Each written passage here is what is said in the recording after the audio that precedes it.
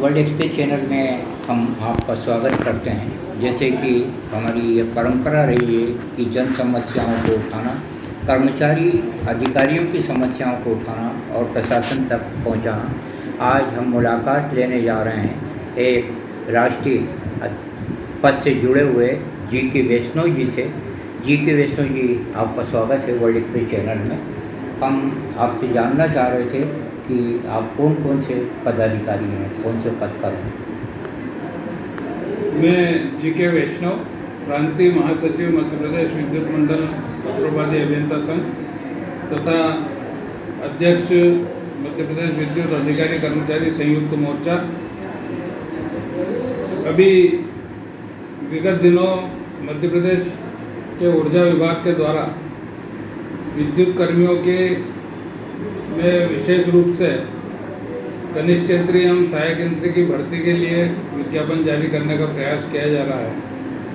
कनिष्ठ यंत्री का विज्ञापन तो जारी हो चुका है, लेकिन सहायक यंत्री की नई भर्ती जो करने जा रहे हैं, इसके संबंध में हमारे संघ के द्वारा माननीय ऊर्जा सचिव महोदय, माननीय ऊर्जा मंत्री महोदय से मुलाकात की गई और अपना विरोध जाहिर किया गया, क्योंकि मध्य प्रदेश की विद्युत कंपनियों में कार्यरत जूनियर इंजीनियर जिनकी सेवाएं 32 से 34 साल की हो चुकी है, लेकिन उनको अभी तक सेवा काल में एक भी पदोन्नति नहीं मिल पाई है।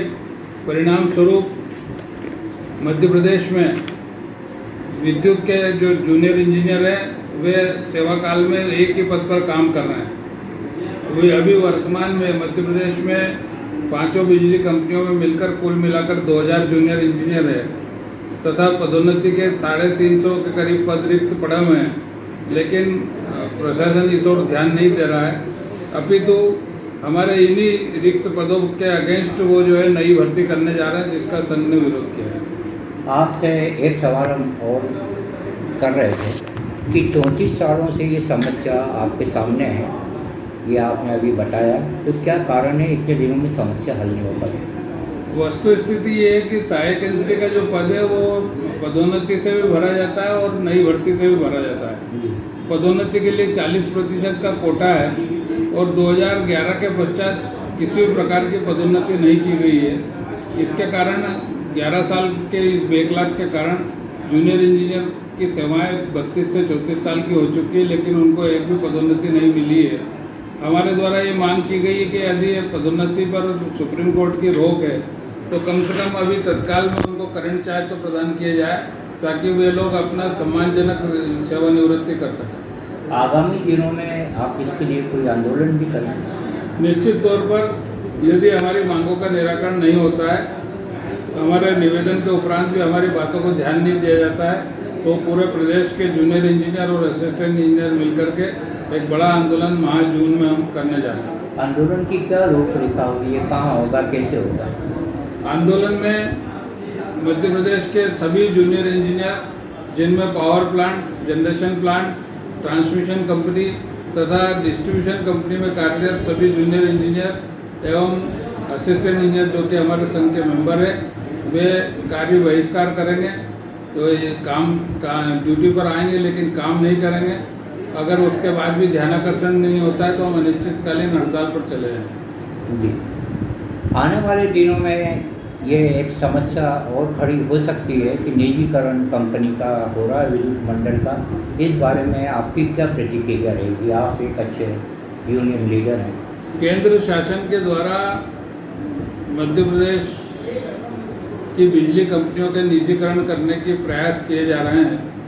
विगत 5 वर्षों से हम लोग निरंतर इसका विरोध कर रहे हैं।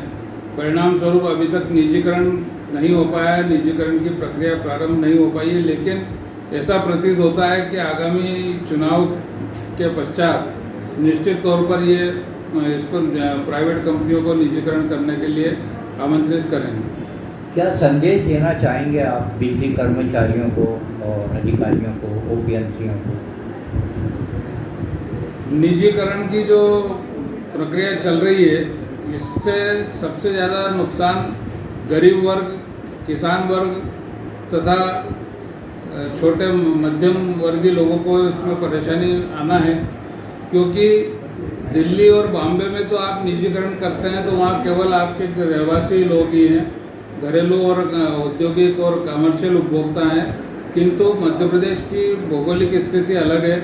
यहाँ पर 70% कृषि उपभोक्ता हैं और गाँव में ये बसा हुआ है। और ऐसी दशा में अगर यदि निजीकरण किया जाता है तो उपभोक्ताओं को महंगी बिजली खरीदना होगी तथा निरंतर जो है सेवाएं भी प्रभावित होगी। कितने दिनों से वैष्णो जी इंदौर में आप? मैं इंदौर में वर्ष 2005 से कार्यरत हूँ और इंदौर के विभिन्न कार्यालयों में मैंने काम किया है। आप वैष्णो वैरागी परिषद से भी जुड़े हुए हैं, इसके बारे में क्या बताना चाहेंगे? अखिल भारतीय वैष्णव वैरागी परिषद का मैं राष्ट्रीय उपाध्यक्ष भी हूँ और वैष्णव वैरागी परिषद पूरे भारत में विशेष रूप से जो 4 बड़े राज्य हैं, गुजरात, महाराष्ट्र, मध्य प्रदेश और राजस्थान, इसमें हमारे समाज का बाहुल्य है और उसमें समाज के उत्थान के लिए और उनके वेलफेयर के लिए हम लोग काम करते हैं। इसी के तहत हम लोग अभी हमने नाथद्वारा में हमारा अधिवेशन हुआ था। अभी कल ही हमारी परसों ही बैठक जो है इंदौर में भी युवाओं को ली है, जिसमें हमने 3 प्रकोष्ठ बनाए हैं। युवाओं का प्रकोष्ठ अलग है युवा परिषद के नाम से, महिलाओं का प्रकोष्ठ अलग है जो महिला परिषद के नाम से है और प्रांतीय बॉडी हमारी अलग है। इस प्रकार से हम चाहते हैं कि हमारे वैष्णव वैरागी समाज जो कि भारत के गांव-गांव तक फैला हुआ है, किंतु वस्तुस्थिति ये है कि एक गांव में हमारा एक परिवार रहता है और उस पर बहुजन लोग जो है हमला करके परेशान करके प्रताड़ित करते हैं, उन पर रोक लगे। मध्य प्रदेश में क्या गतिविधि है इस संस्था की? मध्य प्रदेश में हमारे जो है युवाओं को हमने अभी आगामी माह में युवा सम्मेलन करने जा रहे हैं, ताकि युवाओं के लिए हमने 3 प्रकल्प खोल रखे हैं।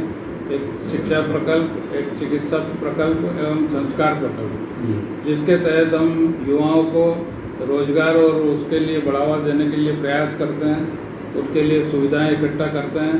इसी प्रकार चिकित्सा प्रकोष्ठ के तहत हम निःशुल्क कैंप आयोजित करते हैं, जिनमें कि मोतियाबिंद के ऑपरेशन, ब्लड कैंप, इस टाइप के हम आयोजित करते हैं, ताकि युवाओं में और आम उसमें ये जागृति पैदा हो और समाज के लिए वो काम करें। ये प्रेरणी साक्षात्कार हम आपको दिखाने जा रहे हैं। एक अधिकारी होने के साथ साथ समाज का भी कार्य कर रहे हैं जी के वैष्णव जी, हम इनका स्वागत करते हैं। आज के साक्षात्कार का हम आपसे अंतिम सवाल करने जा रहे हैं। वैष्णव जी, इस समय आप देखते हैं कि समाज जो है नशे की ओर आगे बढ़ रहा है, तो इसके खिलाफ आप क्या कहना चाहेंगे? नशे में लिप्त युवा पीढ़ी होती है। ये निश्चित बात है, युवाओं में नशे की लत बढ़ती जा रही है। इसको रोकने के लिए सबसे पहले हमको अपने घर से ही तैयारी करना होगी। हमको ऐसे संस्कार अपने बच्चों में डालना होंगे कि वे अध्यात्म की ओर बढ़े, पारिवारिक संस्कार उनमें विकसित हो तथा नशे की लतों से वो दूर रहें। क्योंकि आज के परिवेश में कल्चर की बात करें तो कॉलेज के और इसके माहौल इस प्रकार से हो गए हैं कि युवाओं को नशे की लत का शिकार होना पड़ता है। तो ऐसे वातावरण में युवाओं को अपने आप को जो है नशे से दूर करना पड़ेगा।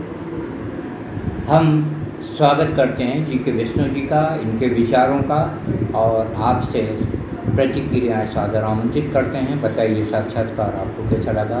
धन्यवाद। जय माता।